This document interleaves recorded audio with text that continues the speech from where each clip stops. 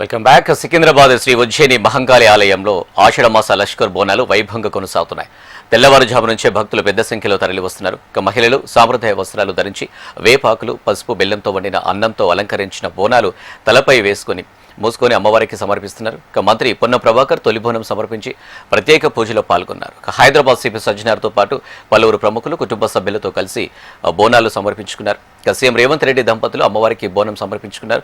లష్కర్ బోనాల ఉత్సవంతో సికింద్రాబాద్ సమీప ప్రాంతాలు సందడిగా మారాయి.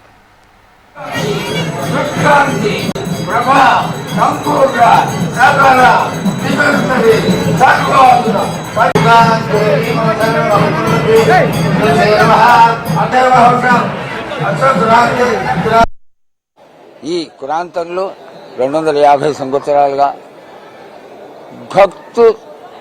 భక్తుల కోరిక మేరకు అందరినీ కాపాడటం కోసం, రోగాలను నయం చేయడం కోసం శక్తి స్వరూపిణి అయినటువంటి జగన్మాత ఈ ప్రాంతంలో వెలసి ఆషాఢ మాసంలో జరిగేటువంటి ఈ జాతరలో కన్నుల కండువగా దైదీప్యమానంగా అమ్మవారు దర్శనమిస్తూ 15 రోజులు కూడా అమ్మవారు భక్తులందరినీ కాపాడుతూ ఎంతో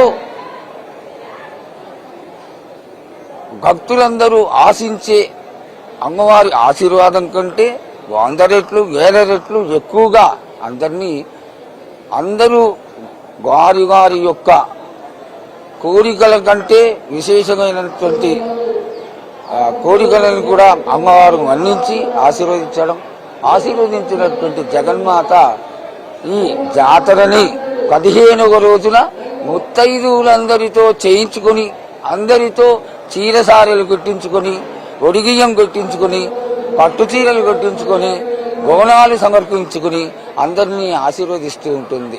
ఇందులో విశేషం ఏంటంటే మర్నాడు జరిగేటువంటి రంగం కార్యక్రమం. ఈ రంగంలో అమ్మవారు భవిష్యత్తుని తెలియజేయడమే కాకుండా లోటుపాట్లని తెలియచేస్తూ చక్కగా